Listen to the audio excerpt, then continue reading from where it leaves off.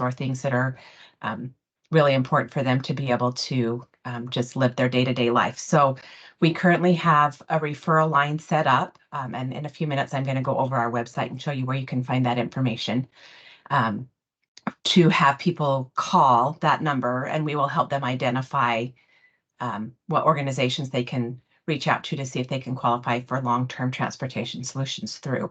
A lot of you have been identified as community partners in that. And when we get to that website, if you don't see your organization's name on there, but you would like us to include you, you can email me the information and we'll get that updated on our website. It is currently just a referral service. We hope to be able to start providing those short-term temporary trips late spring. And we have identified that we'll probably provide 6 one-way trips per person to get them through until they are able to get that long-term transportation solution. So like I said, we do have the referral line up and going, and our special services department here at UTA, our schedulers there. So some of Christine's staff have taken on that responsibility in taking those calls and helping to get your clients referred to the right organization. So we're really grateful for them for that as well. We as an organization are applying for, it's called ICAM. I can't remember the long name for it, but it's a grant out there, and some 5310 funds to help cover the costs of those temporary trips once we start providing those in the spring. So also just a reminder, and Alec is going to touch on this a little bit later with her slides, but for any of you that have capital projects still outstanding from the fiscal year 1920, that was the amended grant year where we made all of those extra awards for things because vehicles were unattainable at the time. We need you to make sure that you are getting those items purchased. Your receipts have to be dated prior to June 30th in order to be able to be reimbursed for those. So you have till June 30th to get that money spent, and then get your invoices submitted so that we can get that grant closed out. And now I'm going to let Christy take over for a minute so she can update us on vehicles. Okay. Hopefully I don't have I had a little frog in my throat, so hopefully this will go okay. Good morning. Good to see everybody. This is a great group. Okay, so to catch everybody up. So all the vehicles we were obligated to buy from Davy Coach, those were accessible minivans. We've ordered all those, and the last, I think we have 4 side entries that we're finishing getting delivered, and not all those are done. And so those people who had accessible minivans, those orders have been satisfied. Moving forward, we'll be able to use state contract. We have a vendor that is qualified on the state contract, so we should be able to buy our accessible minivans through the state contracted vendor moving forward, which I'm hopeful will be a better and smoother process than we've had with RFPs. So, and I do think production's gotten better, a little quicker. Things seem to be going a little bit better than they were after COVID. So I'm hopeful that deliveries won't take as long. Any of you, I think 1 or 2 groups, there's 1 or 2 organizations on this call, which is if you had a non-accessible vehicle, there were 4 I put an order in. We do that through our procurement department. They post a request for bid, sort of, not like an RFP, but more of anybody who's on the state contract for vehicles can bid and offer us vehicles that are non-accessible. That hasn't been going so well. So we're still waiting for some bids on those non-accessible vehicles, and I apologize, but we're working on it. So don't give up hope. We'll eventually get your vehicle to you if you had a non-accessible vehicle. Most of the times, those are like sedans and crossovers, those kinds of things usually. Sometimes we do minivans, just depending. But anyway, those we're working on. And I hope to wrap that up here soon and get those vehicles. And then we have the Ford accessible transits. We had to put an RFP out for that. Our old vendor, the contract was finished and done. And so we had to get a new vendor. And because of that, we had to put out an RFP. And so I did a mass order in December once everything got done with that and the contract got signed. So I believe I've ordered all the accessible Ford Transits through the latest awards. It was like 16 vehicles. So those have been ordered. I do not have an ETA for like when they're going into production, when they expect to have them here.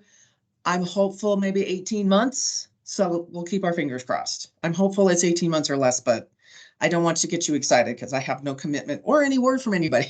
So don't get very excited about that. There are still cutaways. Almost everybody sort of has switched away from the cutaways because they're so expensive. So, I mean, we've tried to really, if you're applying for vehicles, I don't want to say we inflated the prices, you know, for our suggestions, but we're really trying to cover everybody if you want a vehicle, because the vehicles have gone up in cost. And even some predictions we made, we still didn't award enough in some of the past awards. So I just want you all to know, like, that's why the vehicles, like, again, these Ford Transits that we did in RFP, they're almost $100,000. I mean, which is insane.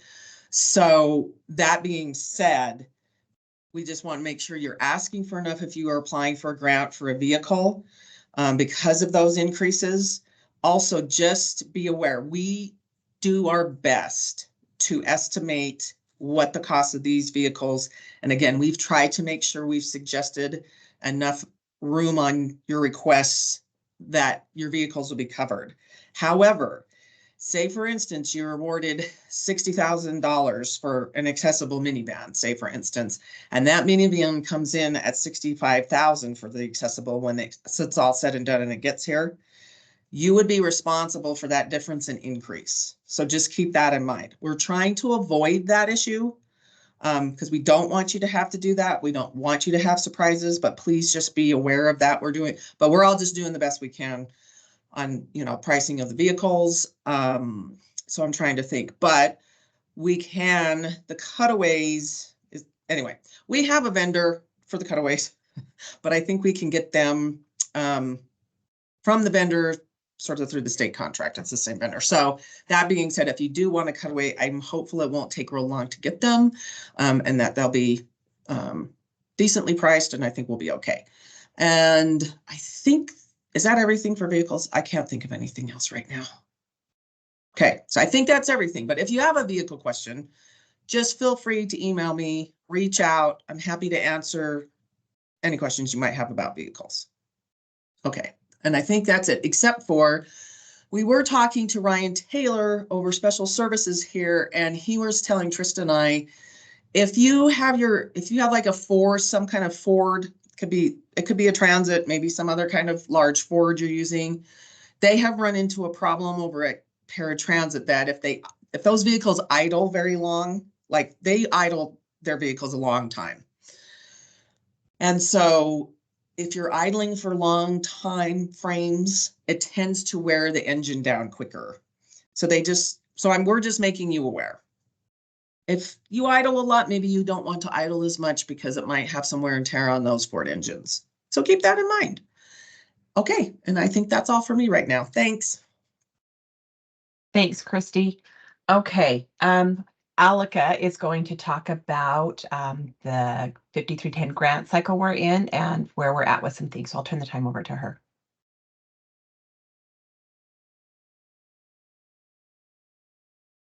Thank you. Do you have the slides up?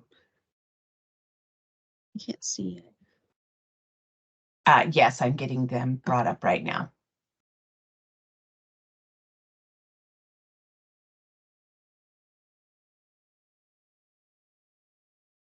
Thank you. Okay, you're welcome.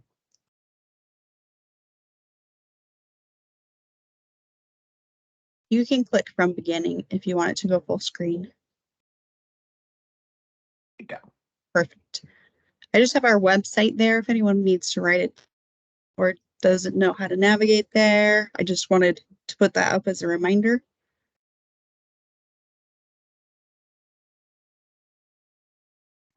First, I'm going to go over the GMAT. I am looking for volunteers for the GMAT. Please send me an email if you are interested.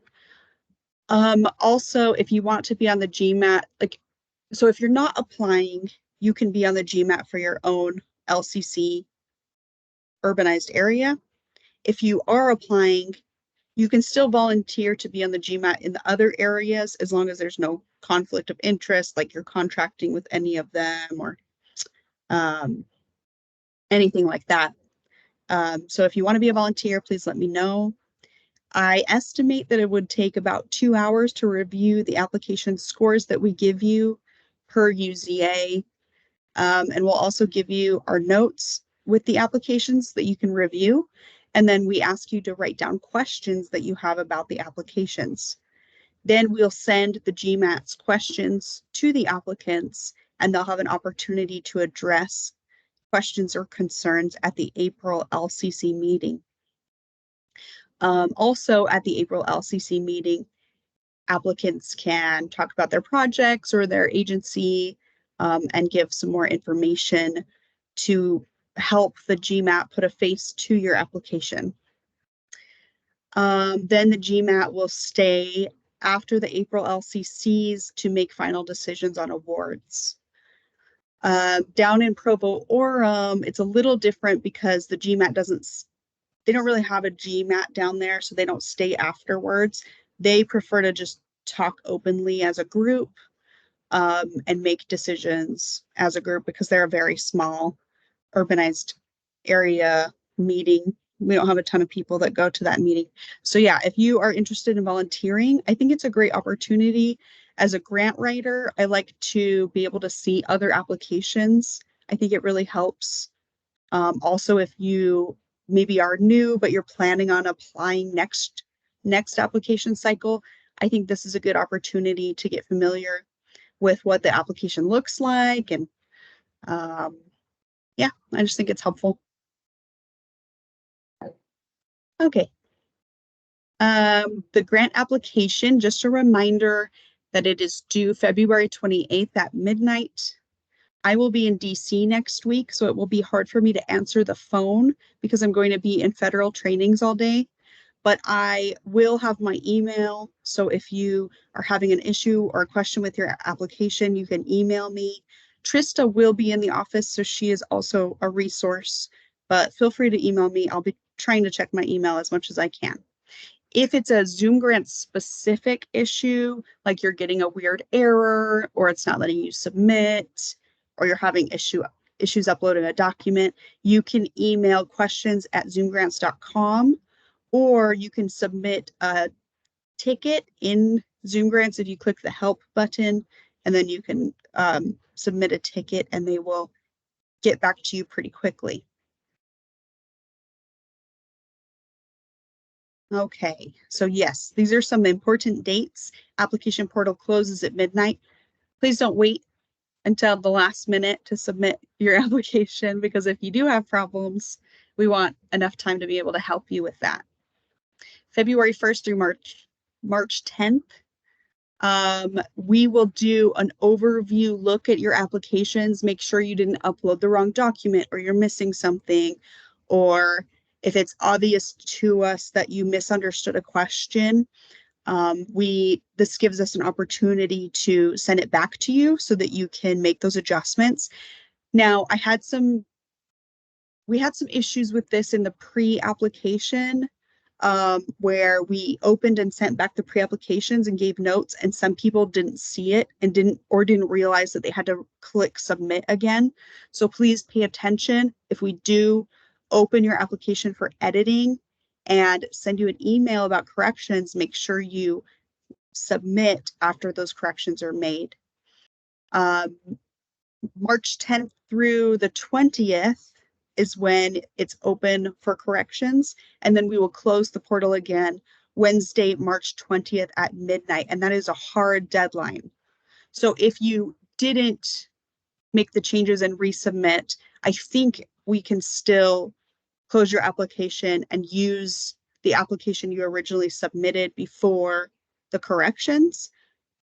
But, you know, if you want to make corrections, make sure you do that and resubmit before the 20th. If you are like, no, don't open my application, I'm going to be in another country and I won't even see your emails, let us know and we will make sure we don't open it for editing, okay? March 21st through April 4th is our scoring and ranking period. So that means that our team, the coordinated mobility team, will be scoring each application and then developing probably 2 different possible programs of projects for the GMAT to look at so they can decide where they want the money to go and look at our scoring and ranking. The GMAT will review those April 5th through April 17th and send questions to the applicants after April 17th. Then we will have the April LCCs, which we are going to separate for 3 different days rather than doing Salt Lake one day and then Davis and Provo in one day, just so that we have time for the GMAT to meet afterwards and discuss final awards. So the GMAT, if you are on the GMAT, please plan to stay maybe an hour later after that meeting for discussion. April 22nd, oh no, I just said that, sorry, May. In May, if we do need to talk to the GMAT again, I'll set up a virtual meeting just for final, maybe if I have questions or we need some final decision made. We might set up a virtual meeting in May. Otherwise, we will just finalize the POP. When I say POP, I mean the program of projects. It's like a spreadsheet that just shows all the awards. And then we will draft award letters. In June LCC meeting, we will show you the final project awards and send out the award letters to the agencies that have applied. And then this one is kind of broad because then we're waiting on the FTA to make their approvals, and that can take anywhere from 1 month to 6 months, hopefully faster. So I kind of put broad July, August, November. After FTA approves the grants, then we will send you out your grant agreements. Once you sign your grant agreement, you can start invoicing us for operations or preventive maintenance. You can still be incurring those costs, but you can't submit them in Zoom grants until after you've signed your grant agreement. And once you've signed your grant agreement, we can also order your vehicles. Then usually around September, we do post-award training workshops. So if you're a new applicant, make sure you go to that. Or if you are new to your agency, make sure you attend that so you understand your expectations for post-award, your reporting and taking care of the vehicles, all that will be in those trainings. Okay. Let me take a drink. Reminders for the 2019, that was the amended year during COVID.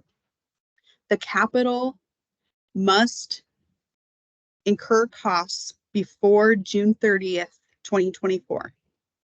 So some subrecipients still have items in Zoom grants that are showing unbilled that you haven't sent us the invoices for. So please go in Zoom grants, double check your 2019-2020 application portal and look at your budget and make sure you are done with all your capital items. Operations are done, those closed last year, but we got an extension from the FTA, if you remember, for those capital items when we did the amendments to those grants.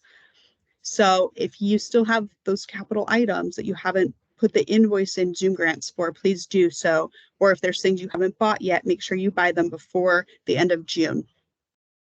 After June, you do have 90 days per federal rule to get all your receipts and invoices and closeout paperwork into us before we close the grant. But you have to incur the costs before June 30th. I hope that makes sense. If you have questions about your award in Zoom grants, your budget, how to submit an invoice, please reach out to Jared. His email structure, is that what you would call it, is a little bit different than our emails. So it's jared.aranda@rideuta.com instead of jaranda@rideuta.com. So I just wanted to point that out so that you don't get confused and send it to the wrong email. Okay, thank you. Reminders for operating assistance for the 2021 and 2022 awards. Make sure you are submitting your payment request quarterly alongside your quarterly report. For those of you who submit monthly, that's fine. But I just wanted to remind you that you're supposed to be submitting those together. And if you are submitting a quarterly payment request, but you didn't do your quarterly report, Jared can deny your payment request. Make sure you spend all your funds by your project end date. I wanted to throw out these end dates as a reminder because there is always confusion about the grant agreement and the date. And so I double checked in the federal program to make sure I'm giving you the correct date that you have to incur all your operating expenses by.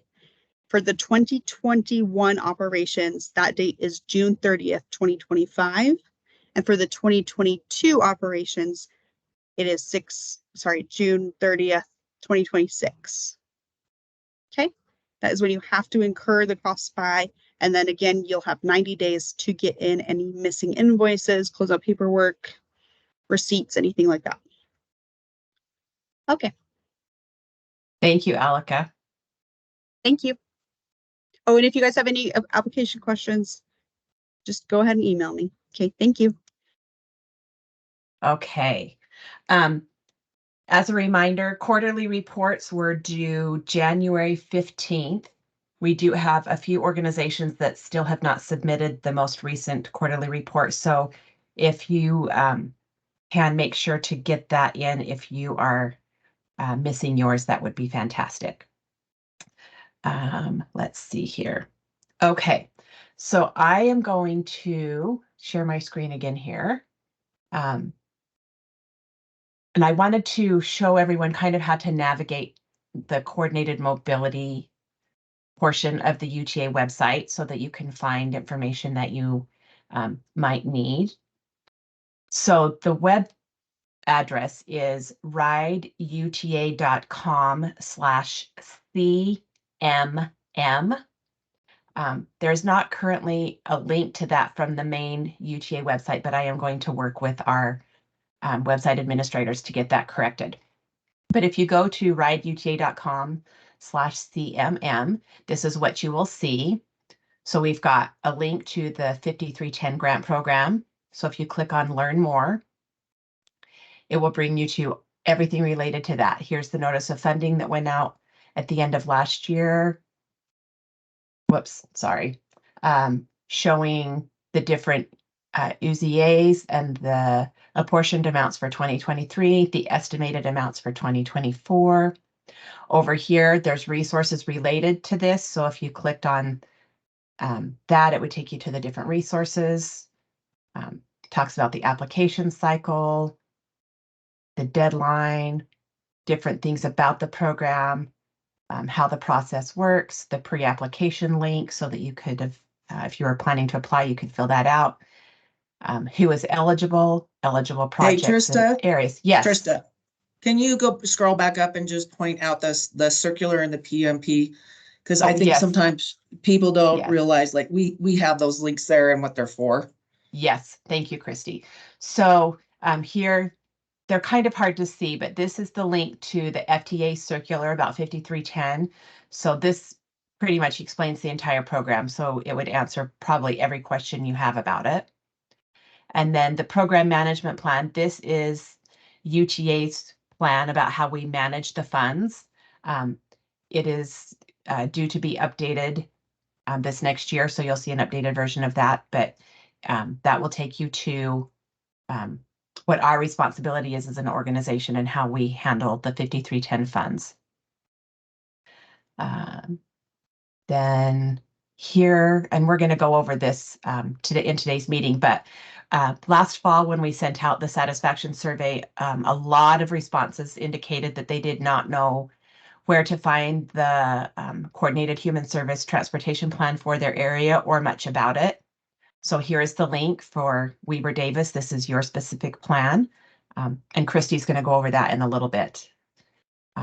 Different application documents. So these are what you're going to need to include with your application and how to reach us. And this outlines each person in our department and their responsibilities. So that's the 5310.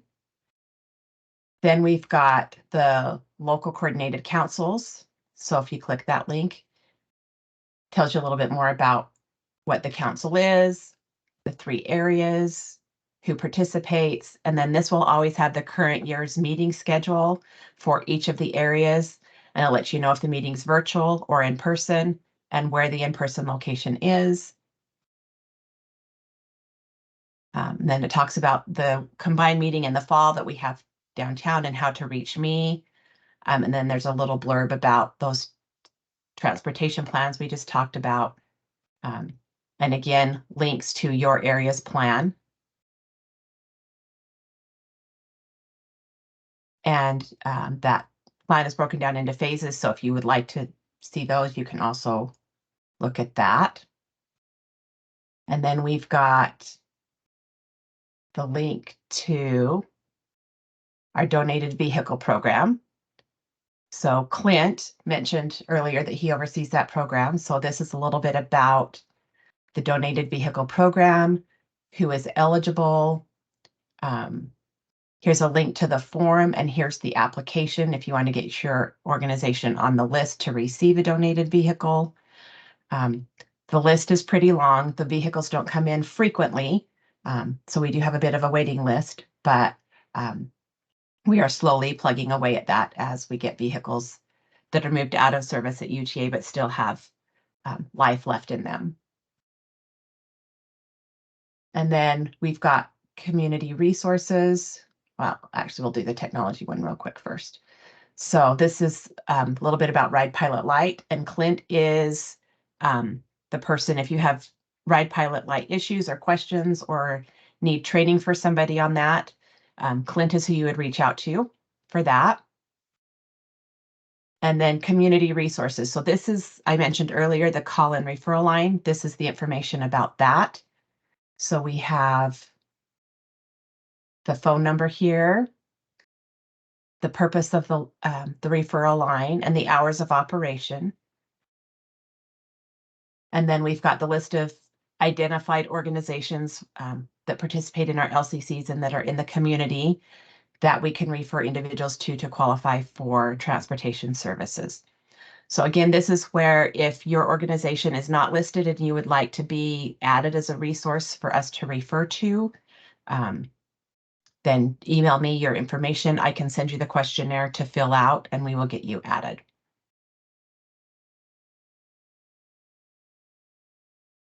Okay.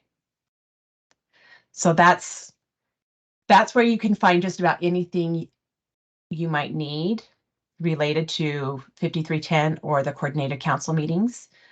So hopefully that helps people be aware of what they need. And I am going to let Christy take over so that she can talk about that specialized transportation plan. Okay, well, hello. I will try to explain this a bit. I know we have new people. It's a lot to take in, like for somebody like Sergeant Hess or whoever might else be new. It's a lot to take in what this program does and what it is and how it operates. So I'll share my screen. Maybe if I can get just a second. My cursor was not cooperating. Okay. Not cooperating. Okay, there we go. Okay. All right. So this right here, I'm going to go through this plan with all of you. That being said, I'll expound on some things too as we go through it. So on the website where I had Trista point out that circular, the 5310 circular, that instructs us what the rules are, what we have to do for this program. And I'll even back up from there. Just generally, most people on this call know this, but what happens is the federal government has money for specialized transportation that they apportion out to every state in the United States. It's based on your population. So different states do it different ways. So UTA, the Coordinated Mobility Department, was designated by Governor Herbert to handle the FTA 5310 funds for the state of Utah for the urbanized areas. So we help with the grant funds across the Wasatch Front. And what happens for us is our department acts as the federal government in that case. In other words, we're the pass-through. We have to follow all the rules like we were the federal government. We answer to the federal government for these funds. They are not UTA funds. These are funds from the federal government to be distributed into the community for specialized transportation. Specialized transportation in this case is defined for persons with disabilities and aging adults. So part of that requirement for us is that those urbanized areas, we call them UZAs for short. We have 3 urbanized areas on the Wasatch Front. We have Weber Davis County, Salt Lake County, and Utah County. Excuse me. They're really not by county. Really how they're named is by the 2 largest municipalities in each of those areas. So your area is the Ogden-Layton, technically the Ogden-Layton area, because those are the 2 largest cities within the boundary. These plans have to be updated about every 4 years-ish, 4 to 5 years-ish. We have to have a plan for each of your areas. Those plans are required. That the instructions are found in the 5310 circular, that we have to have those in place. And as we go through it, there's a number of reasons for that. One of the bigger reasons is because when you apply for grants, for like you're doing now, so when you apply for the grant funds, whatever you're applying for, whatever that quote project unquote is, and vehicles is a project, for instance, in operations, those things that we are allowed to fund are identified within the plan. So if you're requesting a vehicles has to be identified in the plan as basically approved project. UTA facilitates putting together the plan, but the plan is the feedback and information comes from the local coordinating councils, and they approve these plans. We do a lot of community outreach and some things. So though we facilitate this for the ease of our partners, the partners are heavily involved when we do the new plans. Okay, so this is a coordinated human service transportation plan for the Ogden-Layton area. Ta-da! Okay, so I'm going to go through this. I will try not to be too painful. Let's see. So then this is the map.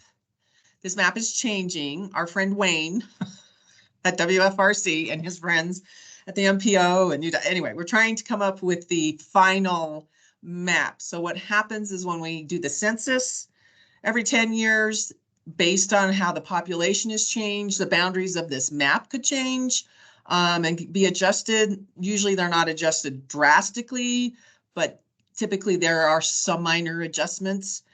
We're waiting for the final map, current map that we were supposed to be using, but this is the map we were using at the time of this plan being put together. Also, what happens when we do the census, which we have not gotten the figures yet, as the population changes, the amount of money for your area can change.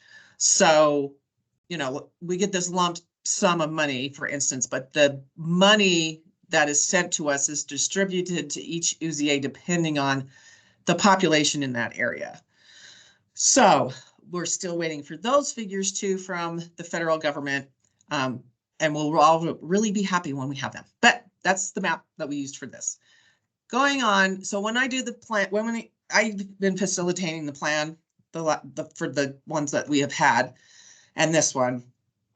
So usually I put in background of, why do we have this plan? What are we trying to do? Pretty general. And then the purpose of the plan. So this right here is the crux of it, which is to assess available services while identifying current transportation providers, identify the transportation needs of disadvantaged communities within the UZA, formulate strategies to address transportation needs, and develop a project level plan for transportation services. And I believe this is pretty much taken out of the circular. We tried to keep the plan very aligned with the 5310 circular so that we can be compliant with the federal government, because they do have certain things they always want to see in the plan.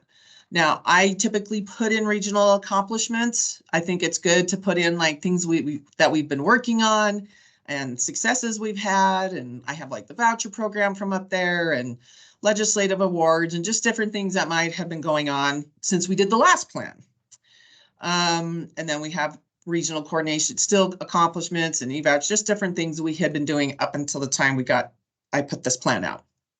And then we had in here, we included some thoughts on moving forward, because when we did this plan, we're just starting, right? We're into this microtransit expansion now, which is the on-demand.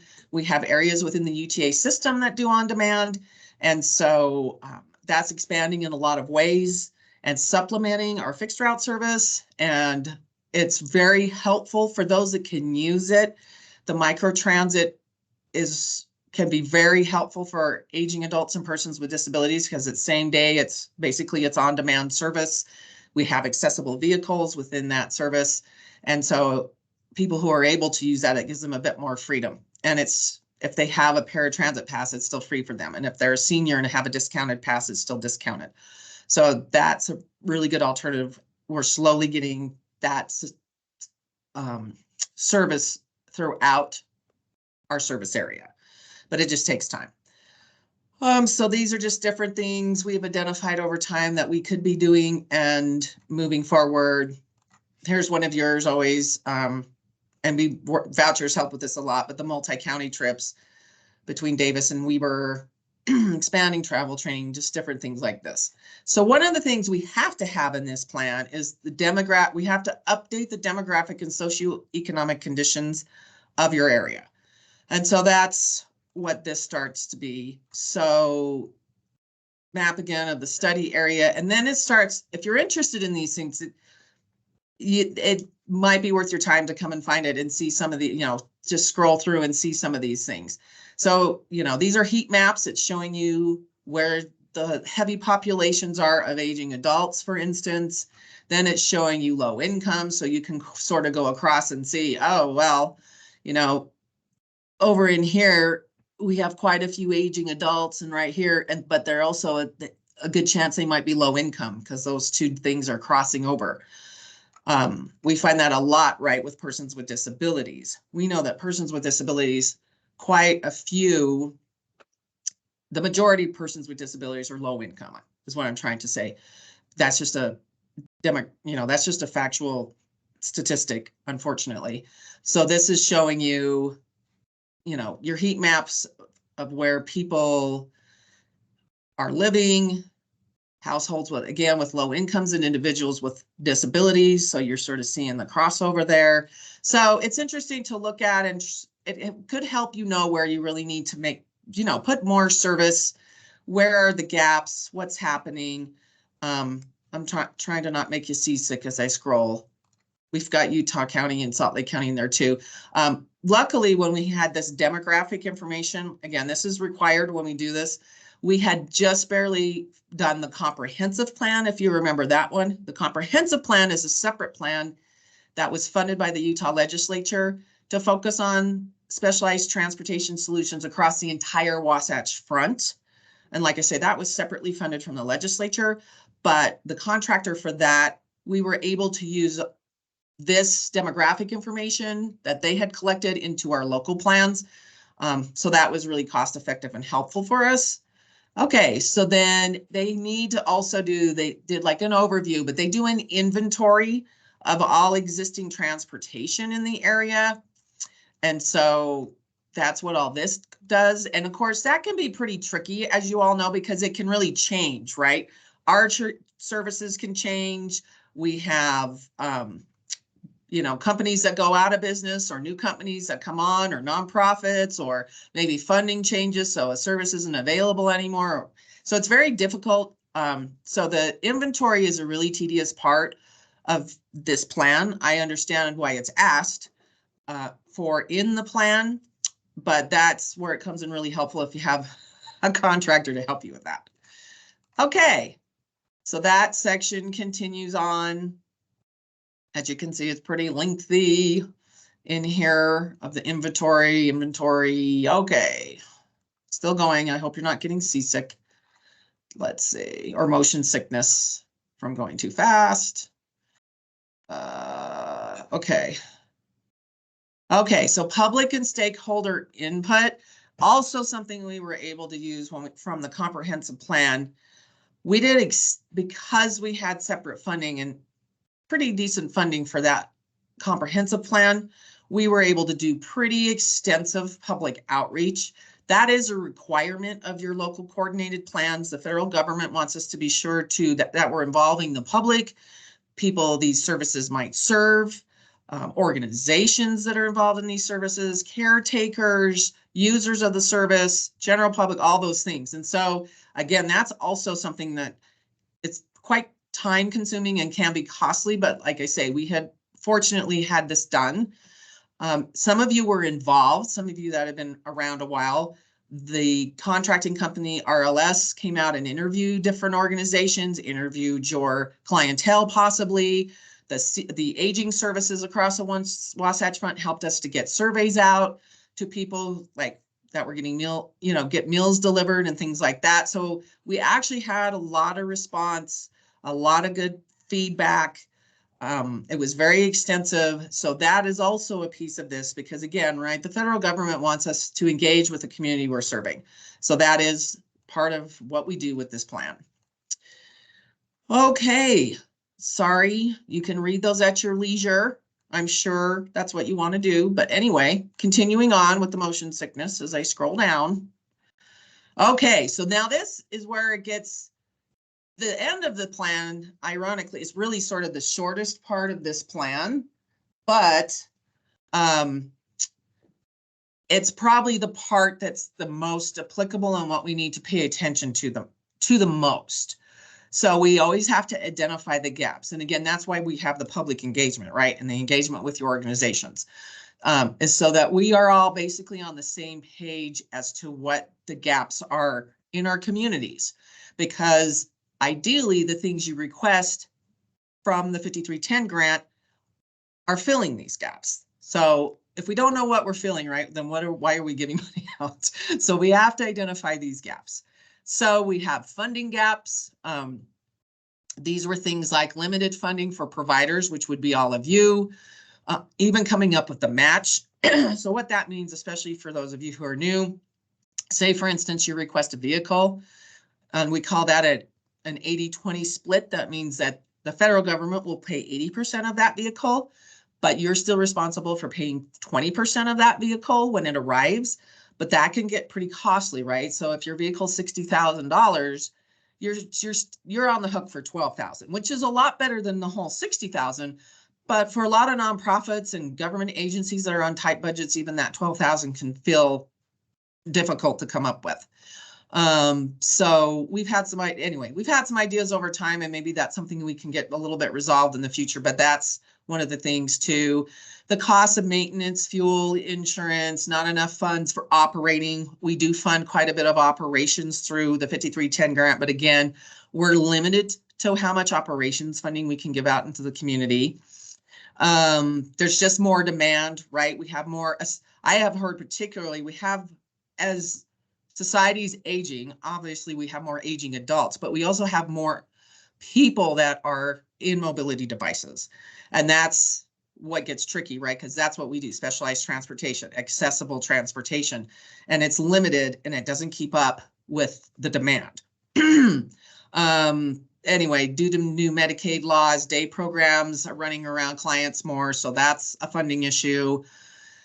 Okay, and then of course, there's just people who can't ride the public system. They just don't have the ability to do that. So even if it was an option, it's an option and it's a low cost option, but it's just not an option for some people. And then of course, that leads us right into cost, which again, public transportation can be too expensive for low income people, because what happens is, so for instance, if a customer is paratransit eligible, they still have to pay $4 a one-way trip.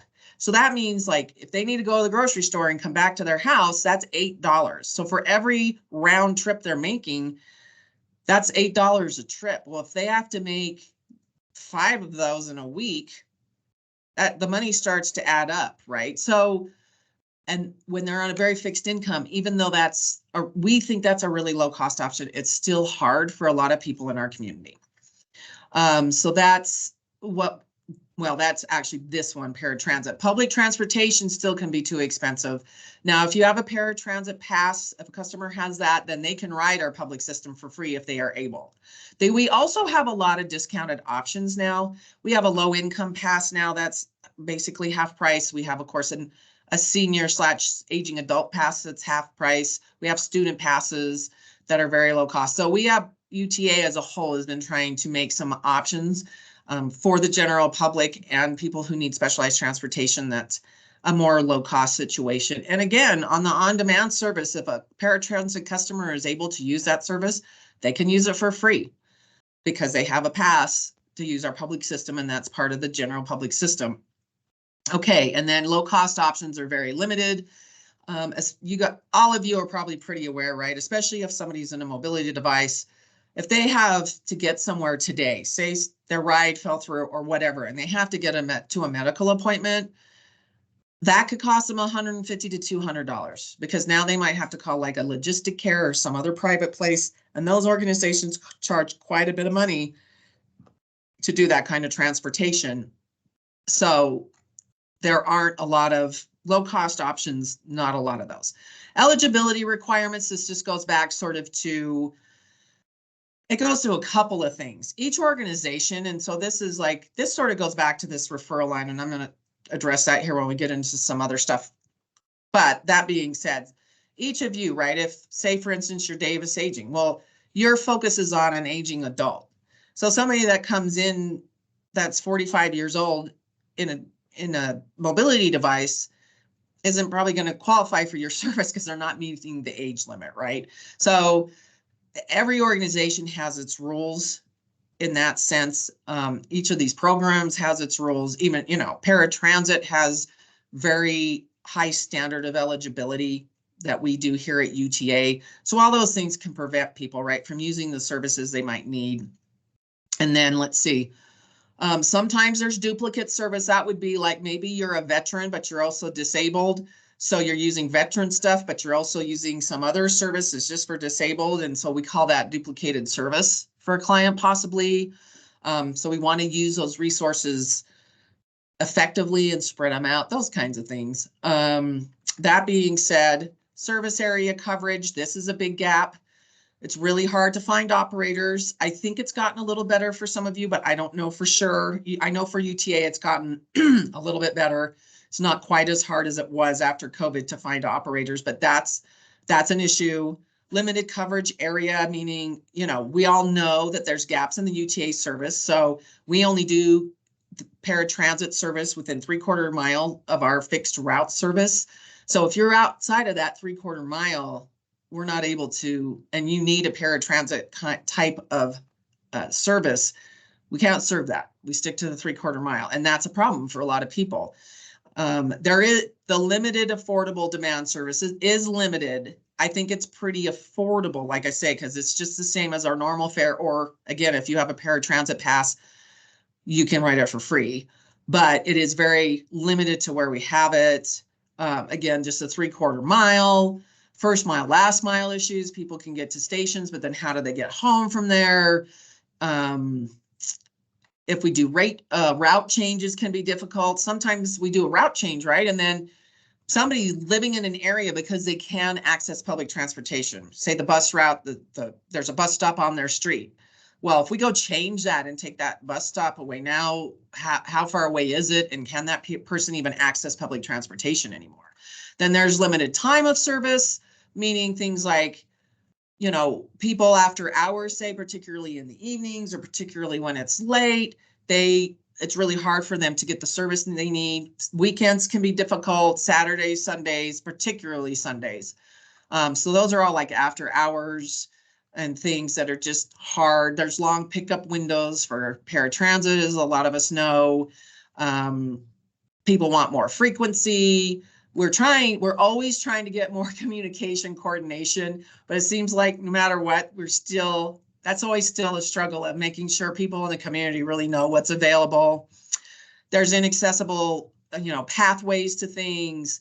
inadequate number of curb cuts, unsafe intersections, and there is a limited number of vehicles, and that comes under the access. So I just sort of wanted to review those gaps because, again, the gaps are what we're trying to fill. These are just different strategies. I'm not going to deep dive into these, but our basic strategies are to try to have financial stability, improve our communication and coordination, good customer service, and accessibilities. So this is where you need to really pay attention.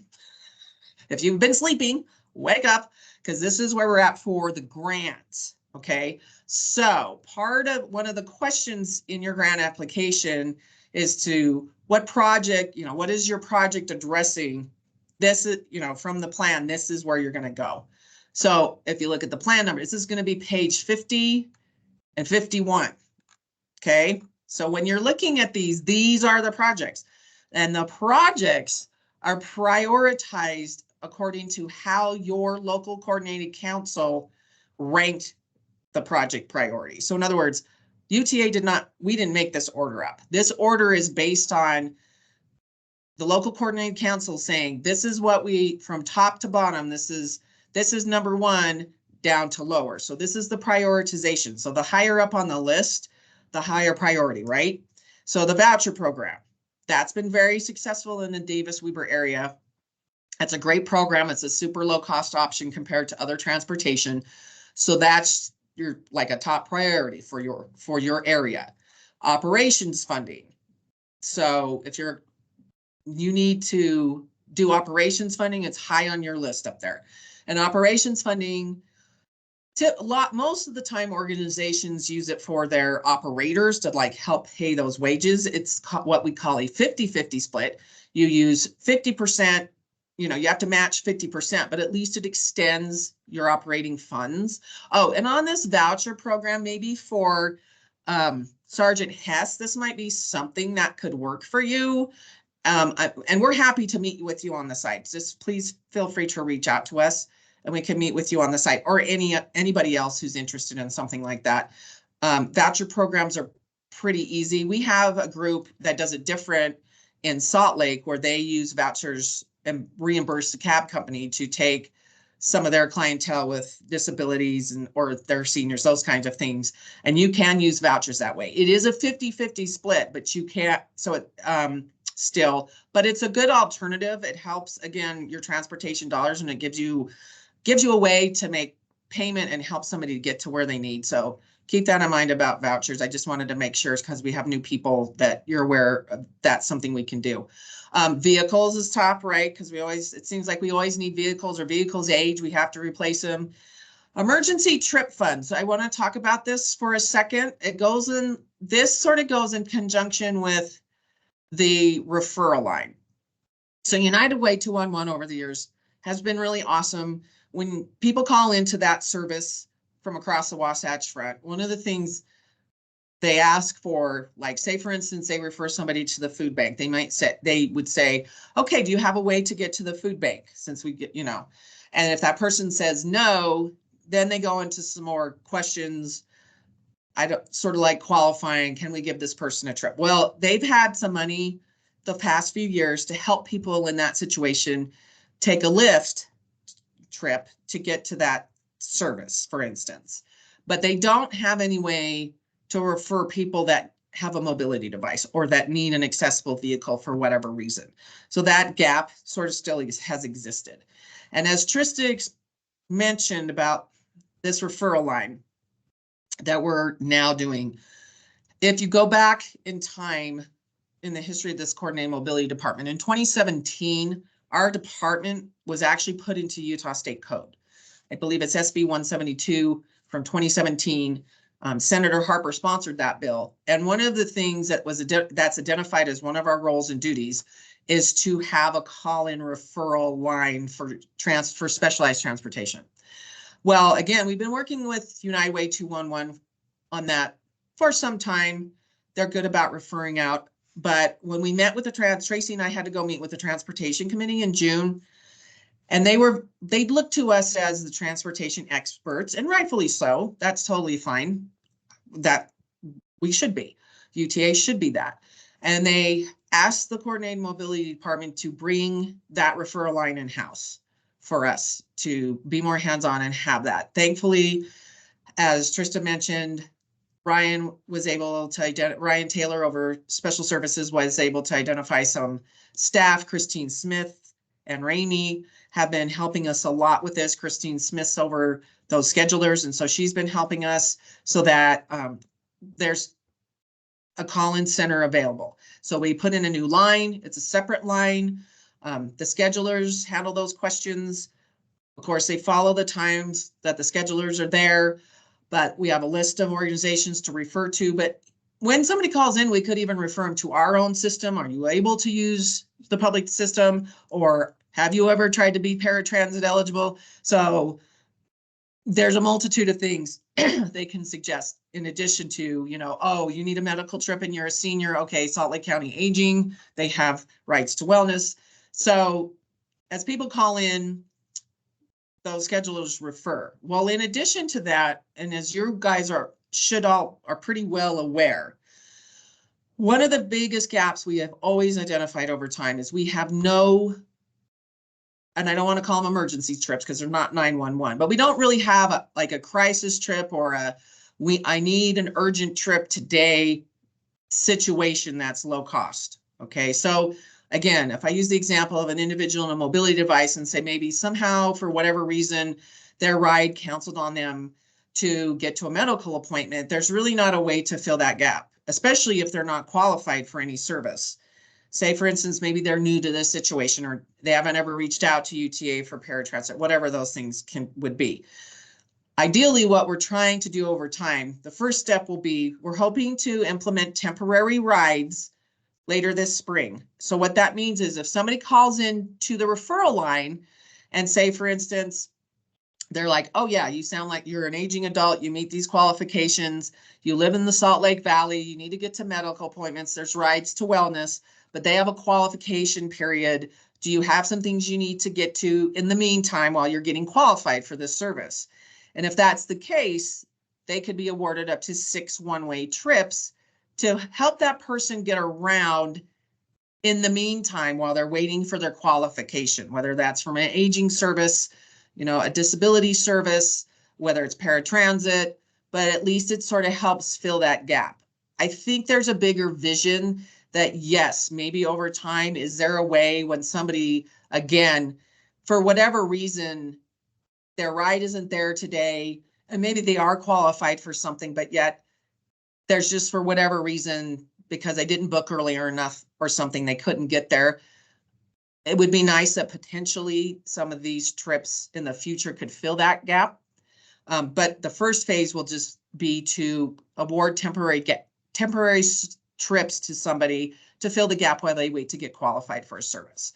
But I wanted to make sure everybody sort of understood that we are pushing ahead with this right here. At least UTA is. It's a priority for us. It's a priority for the Transportation Committee, and it would just be a great service for our community. That being said, then you had basically technical ITS kind of solutions is the next thing on your list. Multi-trip cross-county border, because again, that's been an issue for quite some time. And then down here farther, accessible infrastructure projects. This is a difficult, it's on your list, and we have funded these kinds of projects in the past.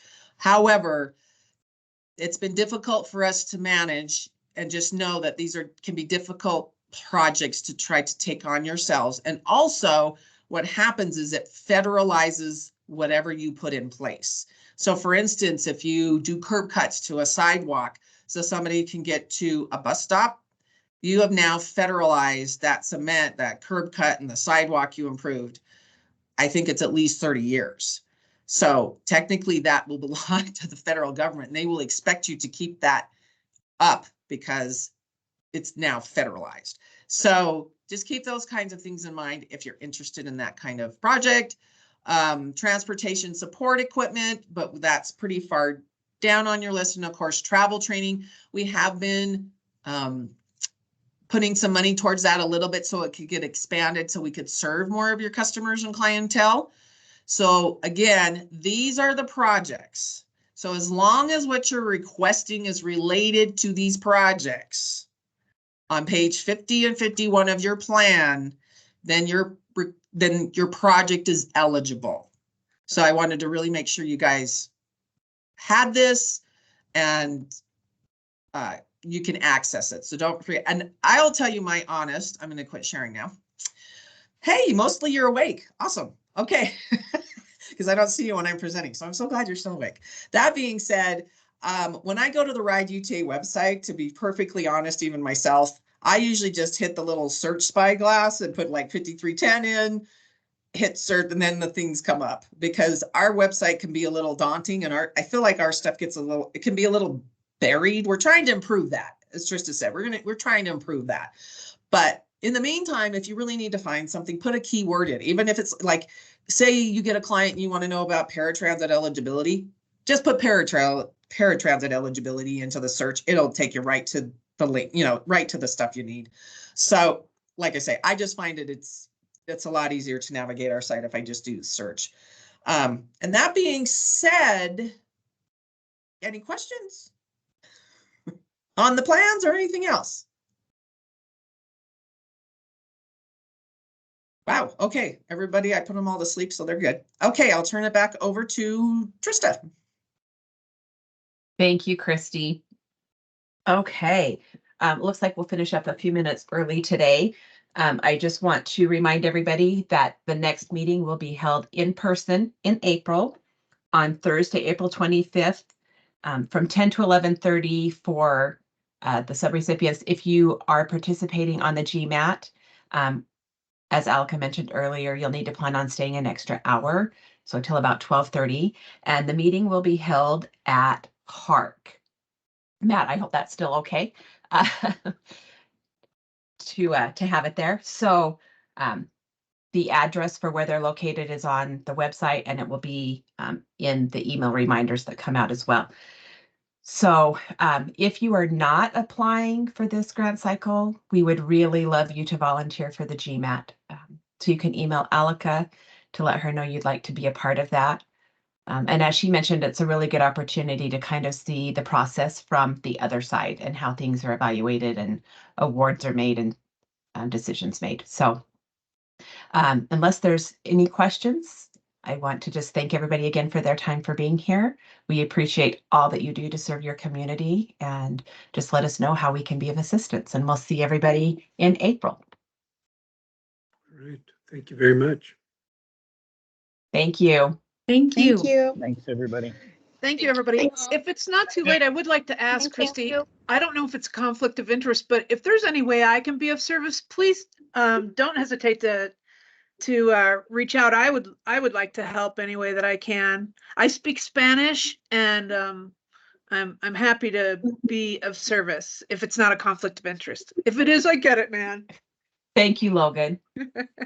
I'll talk to everybody later.